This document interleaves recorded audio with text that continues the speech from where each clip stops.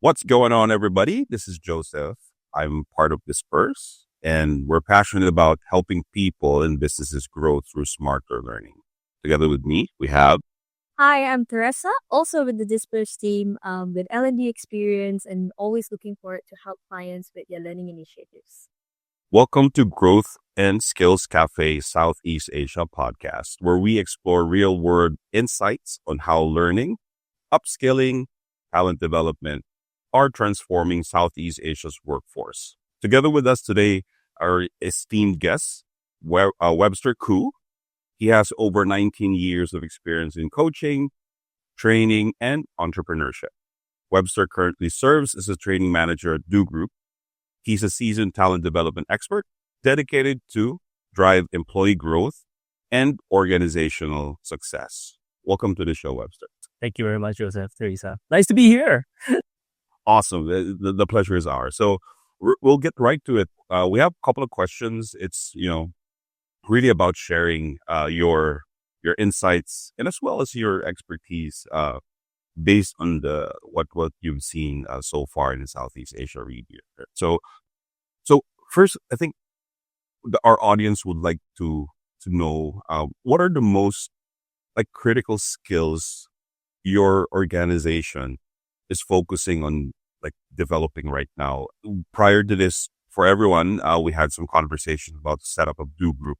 So it's really a diverse set of lines of businesses. So, and I think there's a lot of skills that needs to be developed rapidly in order to be able to, cope up with the rapid change of different domains. So, from your experience, what are some of the things that you guys are working on?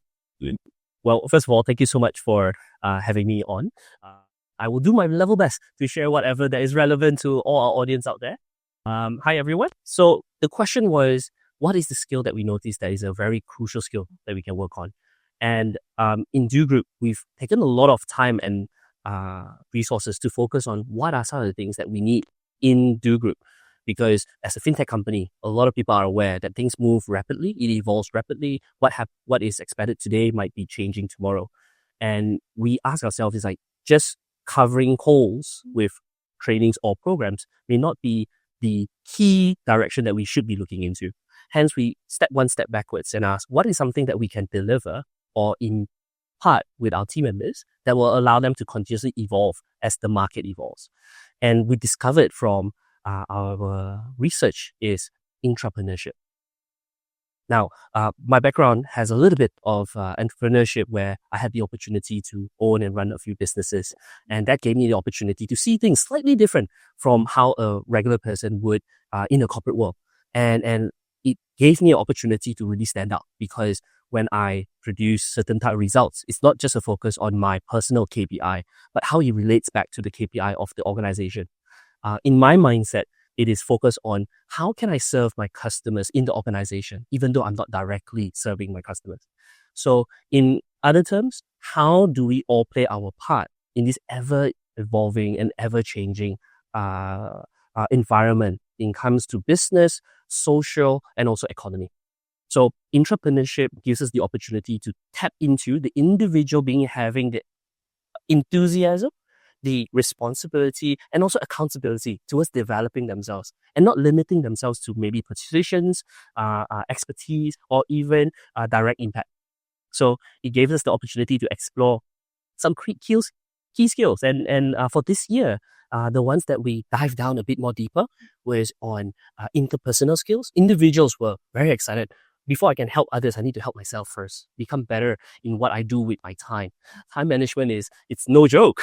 When it comes to wanting to generate amazing results, 25 hours is not enough in a day, right? But then it doesn't mean you need 25 hours. It's about leveraging the resources as well as the technical tools that are out there. And we're big supporters of that. The question is, how can we impart that with our team members and allow them to have that freedom to develop that skill? Apart from time management, we also focus on leadership. Leadership is not something that people hold as a title. Leadership is that capability for them to drive impact, even with the context that you're not necessarily holding that leadership position. We also have focus on communication as well as thinking outside the box. Because a lot of times people have great ideas, but maybe they are lacking the ability to put it in a context that people will buy in easily. And more importantly, being able to explain the process that is clear enough to have people to buy and accept the idea and support them in driving that kind of a project and drive. That's great. Actually, it's not always like a regular basis where a company gives like entrepreneurship, I would say, opportunities for employees. So that's a very good touch point earlier, wherein they say they call it in other companies, they call it you're an intrapreneur. Yeah. Wherein, they're giving you a chance to kind of like, there's a room to fail, there's a room to invest, there's a room to own a piece of the company and something like that. So I'm assuming there's some nuances. Oh, for sure. We challenge, discovered that especially the new generation of talents that are coming in, they're not doing it for the same reasons their forefathers were. Back in the day, 2 generations ago, it's people have to work for the main goal of earning an income for their family's benefit. Then the next generation was, okay, now I have better skills, I have better education, now I'm earning for a better future for my family. But this is the generation where I don't need that anymore, because even if I don't gain something, I want a more comfortable life, because that's what I've been conditioned in my growth, which is nothing wrong. That's how the social economy works. But at the same time, how we as a business, or how we as the pioneers when it comes to the main players of employing talents, we play the part of how do we support them and help them become better talents and better individuals, and also evolving around how we can produce better quality livelihood, both in their social as also career. So the intrapreneurship, it's the ability to own a piece of the pie without necessarily owning the whole burden of owning a business. I think that's a very important element. My experience owning a business was very scary, because one of the things I can't do is sleep well, because I also have concerns. Is like, what if this doesn't work? For my well-being, I'm okay. I'm willing to suffer for my mistakes, but I cannot bear the fact of my people that have trusted me and supported me to bear that kind of a responsibility. So that's why as an entrepreneur, you carry a lot of burden. But as an entrepreneur, you get to enjoy the benefits of thinking as an entrepreneur without necessarily burdening yourself with that. Of course, there's someone that will need to. We all play our part every day. There is pros and cons, but on the overall, the entrepreneurship benefit outweighs not teaching this. So that's why we do support developing the entrepreneurship skill set. And is it easy? No, I will admit firsthand, it's not the easiest thing. And the reason why is because we understand human psychology is different for every individual. Some individuals, they are ready to change. They make the change straight away. There are some individuals, they are resisting, not because they don't want to improve. It's just that we haven't found the buy-in yet. And then we have also individuals that it's not the right time or place, but we planted a seed that could potentially make a difference. Absolutely. Yeah, there are, employees that are, they're happy that they're an employee. They're, there's no passion to have a entrepreneurship journey. But there are folks that really would like to change, So actually, Webster, one of the great things about the entrepreneurship that you're mentioning is that it also goes in line with the generational change of how they're looking at work, right? Purpose, of finding a purpose at work. And entrepreneurship imparts that, which is a great playground for learning. So in line with that, what in some of the learning programs that you're developing, as part of developing the entrepreneurship within your team, what sort of learning initiatives are you thinking of to impart that, or to just grow that, from the mindset standpoint, or even just from a hard skills standpoint? I would love to hear your thoughts on that. Oh, that's a fantastic question. I think if given a different person, different scenario, different company, it might be a trade secret that we won't disclose. In Drew, we actually believe that, if more companies can latch on into a successful strategy, I think it's a good thing. I am a strong believer that healthy competition develops us. It forces us to be better. So I'm more than happy to share what we've discovered and what we're testing and found useful. So in Drew, we focus on multiple points when it comes to learning and development. It is not just running a program. We also require top-down approach where management sees value and how they invest in it. How do they support the culture of development, learning, as well as bottom up for individuals to have what buys into them. So in other words, it's no one straight answer, but maybe I share a few points.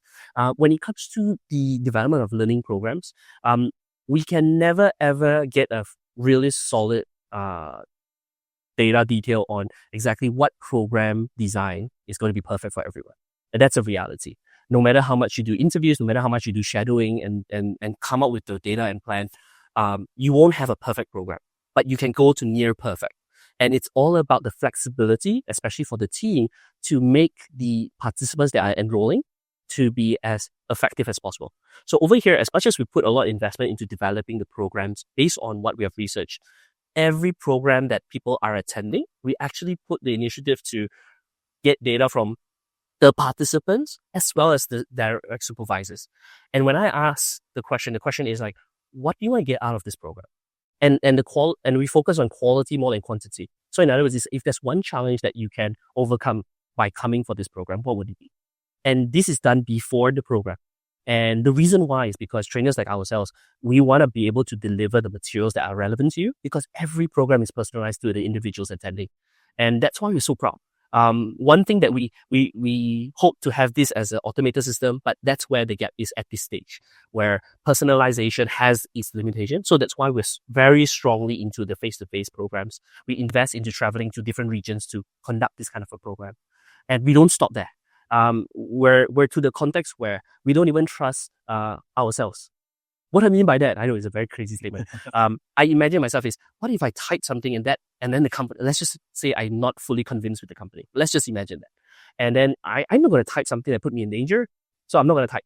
But with that in mind, during our actual program, we also ask them once again, if there's something I can give you, if you trust me enough, what would that challenge be? How can I help? And then they write it on a post-it note, and they can choose to not write their names. They can be totally anonymous, with the intention for us to truly want to support them. And we've discovered that we do have individuals that this is a story that I think I enjoy sharing because it really changed my perspective of why working a little bit more, giving a bit more love and care makes a difference. We had a particular participant that came in long time ago. They were nominated. They didn't want to come. They were nominated. And I didn't know why they were nominated. They would just say, oh, I want this person to learn this. And then when we asked the person, oh, I just want to learn this. Then during the actual day when we had the session, somewhere after lunch, that person came back and he's like, you know what? I would love to learn how do I manage someone that is communicating with me in a way that I feel overwhelmed. Like, how do I deal with something like that? And I was like, that's a perfect question. And that's good, because sometimes we do need to manage stakeholders that might be not in the right state of emotions, and how to de-escalate the situation and move forward. And I love that she brought that up, because when I used that example and I gave her points, and after the session I asked her, I said, hey, this time was it helpful? If you could give me an example, maybe I can give more details in the next session when we do our recaps. And she was really excited about it. Very next day, we went more in depth. Long story short, by the way, we don't just run a program in 2 days. The program doesn't end. It continues. So one of the things we believe in is we want to create a stage to celebrate their success. So what happens is after the program, we actually share what their key insights, what their key learnings, and what's their key goals right after the session. And the reason why we do that is we want to support them with the best within their environment. And what I mean that is we collect this and we actually share it with them and their supervisors. The reason why is because most of the time supervisors would love to support their team members, but sometimes they are not mind readers. And as much as they love and care their team members, sometimes they don't know what wise words or support or even challenges they should be putting in. So this helps connect and kind of close that gap. And after a 90 days period, we actually invite the participants to come back to have the opportunity to brag about their success. We give them the opportunity to share about this concept called the start, stop, continue, where they share about what are things that they started doing that's different, what they stopped doing that was not useful, and continue because that's helpful. And they get to share their success stories as well as their challenges that they face. Sometimes sharing one's challenges or success not only helps you feel good, helps the other person next to you feel better to challenge their challenges. And that's been a great dynamic, because it's not about the management supporting only. It's not just the supervisor supporting only. It's not just the trainers supporting only. They are supporting themselves. And that became part and parcel of the intrapreneurship. It's helping the individual be the very best they can, and then them exploring what are tools and strategies they can play with. And that same person, she came up to me and she admitted, she said, because when we did our review, because after we identified that we wanted to know how did this impact her and her things that she's done. Because I'm a big supporter of Kirkpatrick model. So we believe in both behavior change and KPI leakage. So when I did meet her and did an interview, she mentioned that, Webster, honestly, I was forced to go for the program. And the reason why is because I wanted to resign, because I had that difficulty working with that one person. But after attending the program, I realized that it's actually not a problem that I cannot overcome. And I knew it's like, even if I leave this company, I go to somewhere else, there will be obstacles and challenges that are similar. And how do I overcome that? I mean, it's not going to be it's going to be an endless cycle. So I took the challenge and I gave it a go. I shared with my supervisor, and I'm so proud because now I'm able to handle this, and I feel like I am growing. And that really hit hard for me, because the goal here is not just to have data to prove success. It's to have real life people having real life impact in their lives. And in Do, we support the context. It's not just about what you do in work, it's what you do in life as well. Yeah, and subconsciously you help her build resilience Oh, yes. to that, to those kinds of situations. For sure. Resilience is something that all of us need, especially through challenging times. And everyone will have their own version of a challenging time. And it's not something as easy as read a quote and I'm resilient. Yeah. That's very inspiring story. Like, and I think for sure, not just within work, she will definitely, also share that to her peers, right? So in terms of those learning programs, yes. I think you touched point earlier, and correct me if I'm wrong, that's how you kind of like do the learning needs analysis. Yes. Like you kind of like get before launching a program. Yes. Yes. But now after the program, so how do you guys kind of like measure, like in terms of like data, quantifying that? So how do you, right now in your current setup, how do you? Got you. At this point of time, I'm not going to go into the data context because the data is what we've collected. We will do the post-learning. We do what other behavior change from their superiors, from the team members, 360 context. We also connect it back to the KPI or goals that they've preset in advance. But that's the data part. The key context is like, how can we give this person the next level of growth? And it's amazing what Do does. I really admire this company for, they put their money where their mouth is. I really respect that. How do I mention this? In the company, we actually have 2 additional special funds when it comes to development. What I mean by that is we have one that's called PM, which is specifically for individuals that have a professional membership. The company will actually invest $1,000 per person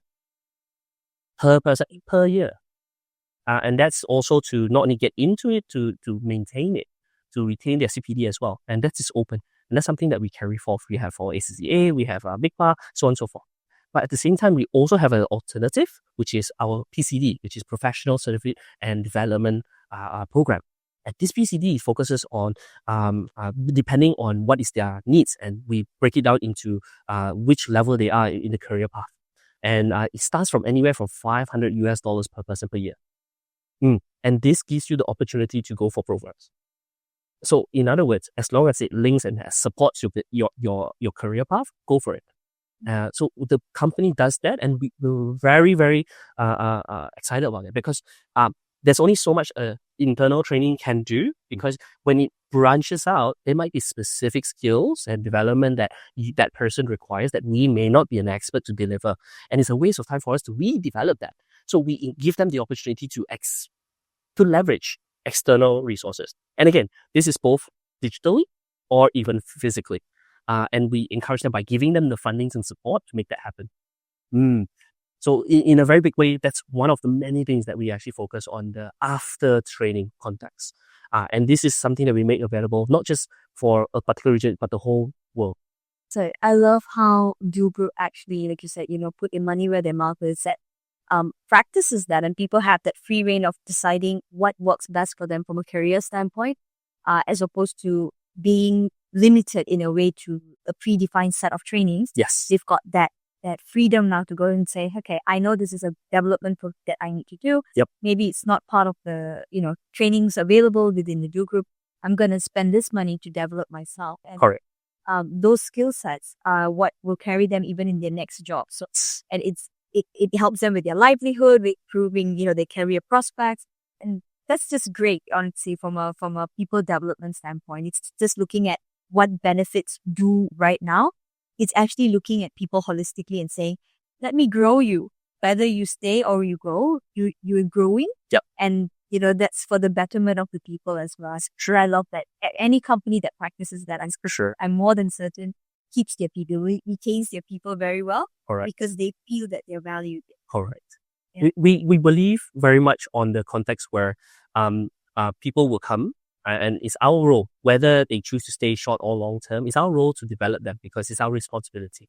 And we also leverage on their sense of responsibility because I strongly believe in the 70-20-10 context where training is only 10%. The support that comes in is that 20%. But the individual 70% impact makes all the difference. So we're not going to dictate whether they should or should not put in the effort. It comes back towards what's the end result. And when it comes to training, we realize that what is our goal? Number one, to maybe wake them up, plant the seed, or maybe to just give them that one tip that makes a difference. Or probably help them resolve one challenge that helps them move them along. We don't judge if their goal, like you mentioned, Joseph, is to stay put in that one particular level or even explore a totally new paradigm. We have people that their background is one side, but because they have this kind of quality and ability to spot certain things that if you were to train, it takes forever, that have that natural talent, they are invested into going on a different side. And we have individuals that, they may not be a generalist that goes up and manage a group of people, but they are such a specialist. They still grow in their career, but they manage that one specific task or project. So in other words, different people have different forms of growth. It's our responsibility to help them move forward.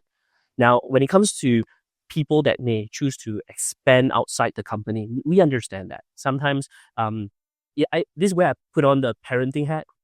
Yeah, sometimes they learn more from speaking with other people outside than inside, and maybe it's their stage of their life.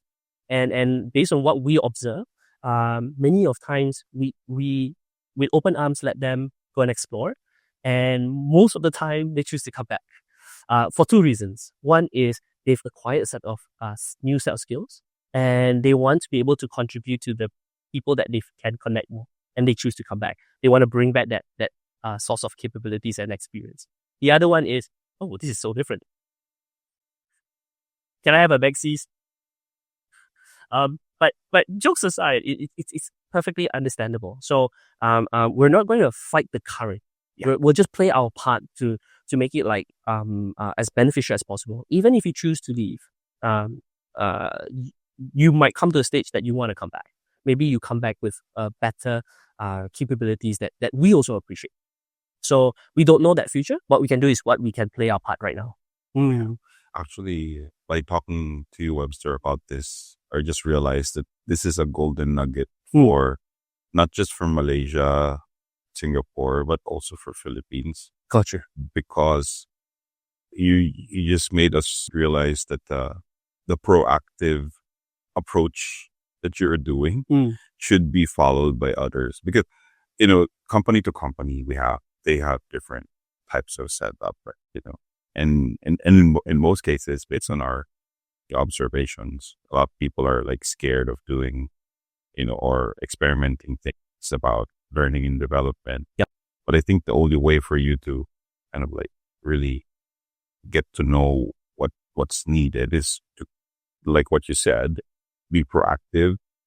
It's your social responsibility to make them, help them grow.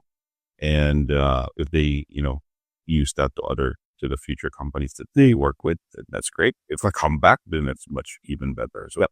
Yeah, absolutely. So I agree with you on that. So yeah, actually, that's one. The second question, the following question was, what's one strategy that really helped drive engagement in your learning program? You mentioned already something already about that, but what are the other strategies that you guys are doing to kind of like make things fun and, even though we're doing a good job, doesn't mean everyone sees it that way. Yeah, because sometimes the experience that you have is it's just for you and your close network. Now we have a company of quite a large volume of people. Hence, not everyone might see it the same way. Hence, we do also have to come up with interactive ways of how we can leverage talents and make use of the time that may come as a gem. For example, we have programs that we call Lunch and Learn. Everyone loves food. I know, being in Southeast Asia, food is like the must thing. All right. My mom have to say is like, I'd rather die on a mountain of sugar. For her, it's like I'd rather die satisfied than being taken away my favorite food and drinks. So it's like, okay, totally understand that. So with that being said, we took the opportunities like, how about we have a good meal and a good lesson?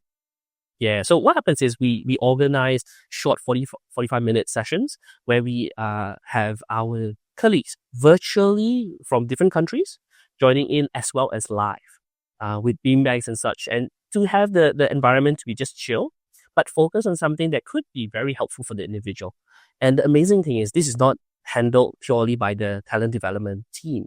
It's actually open to our colleagues. Now, what I mean by that is we also have open resources for our teams to acquire short learning programs. Like, for example, you're now inspired. Now you know you can play a big role and you know you need a specific skill.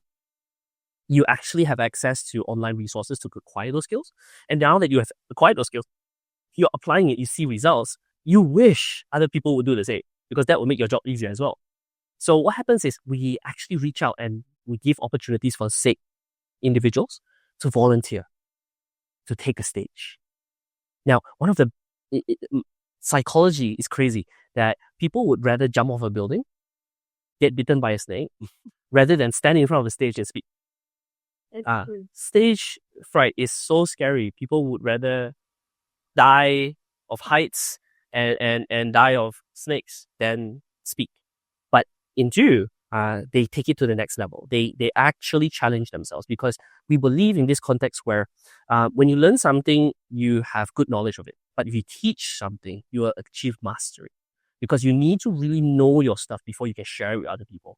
And I realized from my years of speaking, sharing something in a short duration of time is even more challenging than sharing a full day workshop because you have to condense everything and create the same impact with that short period of time. So kudos to everyone in Ju that have taken the stage to share that 40-minute session because it's an amazing set of skills that they require to execute something like that. And we have our team members taking that kind of opportunities and leveraging. So to us, one of those kind of opportunities builds awareness because for some people, they have tons of excuses like, you would like to come for this program? Yes, it's 2 days. Oh no. Follows. Like, oh no. And then even if they don't say, oh no, they'll start using their bosses. It's like, oh, boss will say no. So even though the boss is supportive, all right, but they care about the boss so much that they're like, okay, I'm not going to give my boss too much work. 2 days away. I can't do this. So, or what if it's 45 minutes? What is during lunch? You can eat and enjoy. That gives them permission to still learn. And most of the time when we run programs like this, it gives them the opportunity to explore something a bit more important and maybe connects to their heart, which gives them the permission to, hey, you know what, maybe I should invest. Rather than thinking of excuses, now they think of opportunities to make themselves available for programs. And that's where we normally will start selling our internal programs. Yes, we still need to sell our programs. But we strategically focus on, hey, this is some of the things we'll cover. These are some of the benefits. This is what we learned. If you want more, here you go. But that's where people buy in. So in Ju, we have multiple ways of engaging our team members. And these are just some of it that we do on a monthly basis. Sorry. Yeah, I like the fact that there's beanbags, there's, virtual. So sometimes I told Theresa, I'm a introvert extrovert. So I have batteries that die down. Gotcha. So sometimes, I can chill and, just attend a virtual session. That's nice. So that's actually how you balance like structured training versus formal, and just in time learning. That's very good. Absolutely. So do you want to add? Yeah. So with all of this, much of the learnings that we're talking about, the initiatives, they revolve around physical sessions or even virtual sessions. So that's live, right? In what way have you also seen learning technologies to assist or accelerate many of these initiatives that you're planning, right? Because sometimes it's really just about availability. They just can't make it, but they still want to learn. So how have you been able to, leverage on learning technologies in order to do that? That's a fantastic question. I would not need to use external data because I myself practice that as well. I wish I had more time as well. But the objective is how can I leverage learning? And the simple act of traveling from home to office and office back home, it's a pocket of time that I could have leveraged using technology. So podcasts like this could be an amazing opportunity to listen as you're traveling. I noticed that, I'm not sure about you guys or your listeners, when you guys are traveling, you don't actually realize how you are getting from A to B, especially when it's the same route every single day. You're just like, hey, I'm home. Oh, well, all right. And you drive perfectly, I hope. So what happens is that's usually the case, but that's an opportunity. Yeah. And I was so excited because it is something that I've benefited myself. And apart from that is, I also see the shortcomings. The shortcomings come in the context where if I am not motivated to learn, if I have limiting beliefs in certain areas, the resources, no matter how amazing they are going to be only there. It's like go to many programs, but you're not driven. You're forced to attend those programs. You're going to have those manuals and files in your cabinet collecting dust. So it's not just about the technology, which I think is fantastic and important. It needs to move with the time, especially for the target audience that are utilizing. But for those perspective, we realize that we also need to invest into creating the culture of learning. And it's not easy because it's not just one focal point, it's multitude. From management to leadership, to individuals, the leaders involved, to the people coming in from different generations, for people that are still within the industry after many years. So allowing them to have that shift together. And you don't have one way to fix everything. So technology needs to improve. And I support that. I'm benefiting from it. At the same time, we do need to play our part to create the culture to embrace technology and leverage it forward. Have that synergy. Something I really enjoy is the algorithms when it comes to learning platforms. I understand Disprz have amazing algorithms when they identify what are some of the individuals within the department going through certain materials, and they will actually point out those resources out, which I think is fantastic. Because sometimes people don't know what they don't know. And it's like, what am I supposed to learn? And it's like, I have the fire to learn right now. I want to prove myself, but yes. So that's why I appreciate having this kind of like amazing technology. That's why I really respect what you guys do, and I think you guys are doing a great job. Please keep on up the good work. And again, it's fantastic. At the same time, the clients, the stakeholders still need to play a major role. Exactly, and then actually that leads to the final question: like, what role does the leadership and the employees play in shaping, the learning development from this 2025 and beyond? Got you. We need to see ourselves from multiple roles. No longer can we see ourselves as I come into a company with one particular objective and role, and that's all. Same thing with the employers, where you bring in this person and you just expect them to do A and then pay them just that. Time has changed. Singular roles no longer exist. Even as an individual, for those that have now moved from a student to adult, you're playing multiple roles. You're playing the role of the child for your parent. You're now playing a role of a peer to a colleague. You're playing the role of a citizen to the country paying taxes, right? And then when you change roles to a partnership, now you're playing a role of a partner or potentially a father or a mother. So all those things changes, and you don't expect yourself to just play one role. So knowing that in companies the same, as a company leader, their role is not just to find opportunities in the market, but to also support the team to get into the market better. Because sometimes the leaders, and I think something into that we do realize is the leaders only have that number of brain cells to focus on that one thing. And it's such a waste to just look from our own angle. We want to capitalize on the resources that we have. That's why something very exciting that we do is we don't pretend like we know everything. I will admit that straightforward. But again, like I mentioned just now, we put our money where our mouth is. So on our orientation, we're very proud of sharing this. If you notice there are something that's not working or could be improved, you could actually give a suggestion directly to the CEO. That means no filter. Directly, whatever you said goes directly to the CEO. They go through. And again, instructions coming from the CEO versus going through hierarchies, and it's very different, isn't it? So when there's an instruction coming down, execution happens. And if the execution delivers results, the individual that gave that idea, we actually reward them. So it's really that's why we mentioned intrapreneurship, right? It's like when you make a pivot or you make an advancement that produce results, you enjoy the benefit as your company improves in dividends or profit, right? But you go do that as an intrapreneurship? No, we do. We do it this way. So it's not just about performance bonuses. It's not just about company profit bonuses. It's also about your small ideas are recognized and given financial gain as well. So on our side, we believe in that by not just saying it, but by doing it. So that's leadership. And again, coming back to the individuals, sometimes they are great people with great ideas, but maybe they're not comfortable sharing those ideas.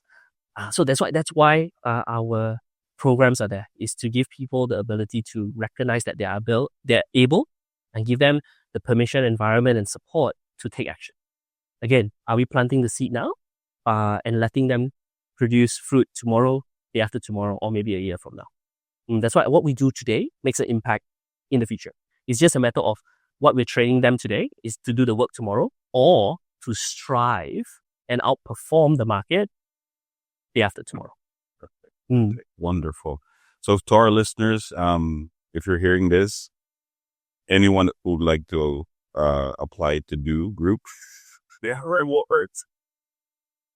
They have some good rewards, and also they're very, very much, formidable company to actually, be a part of. So again, thank you so much, Webster. So we just have a, very quick questions, like just to close it out. Sure. So if you share like your top 3 books or maybe podcasts, audio books that you would like to, that you are your go-to, I would say. Wow. Okay. I was not expecting this question. The first one that pops in mind, there are 3. One is the TED series. So if you have the opportunity to go through the TED series, whether it's online, YouTube, podcast, go for it. I think that's perfect. The second one is a very unorthodox one. I love comedy, but I love data comedy. So there's this particular podcast on online that is called No Such Thing as Fish. I know it's a very random name. So they go into they call themselves L's, and what they do is they go and research some random data, and then they will share it weekly on certain facts, and they go dive down on it.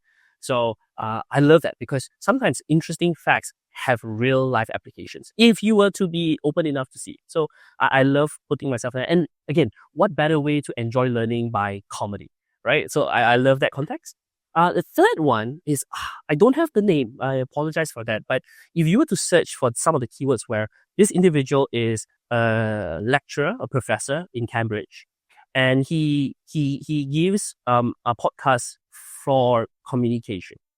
He does lecture in Cambridge on communication, and he does little nuggets of sessions. And when you started speaking, Joseph, I straight away think about like, this is the Asian version. We have the Asian version of that particular podcast, and I think that's fantastic, because they bring in is that one? Yes, from Cambridge University. Correct. What's the name of his podcast? I totally don't remember. But it's just perfectly awesome. They focuses on a very precise, structured manner.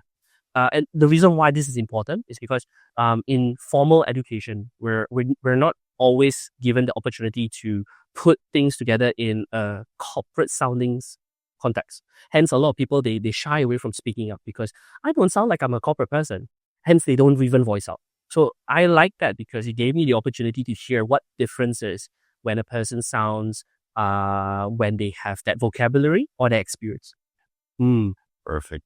Thank you so much for sharing your wisdom to us, Webster. We really appreciate it. So to our listeners, we will do our best to actually include some of the links. Also, the profile of Webster, if you want to have a chat with him on LinkedIn, he's available. And again, to everyone, welcome to Growth and Skills Café Southeast Asia podcast. I'm Joseph. And I'm Theresa. And we look forward in seeing you guys in the next episode. Thank you.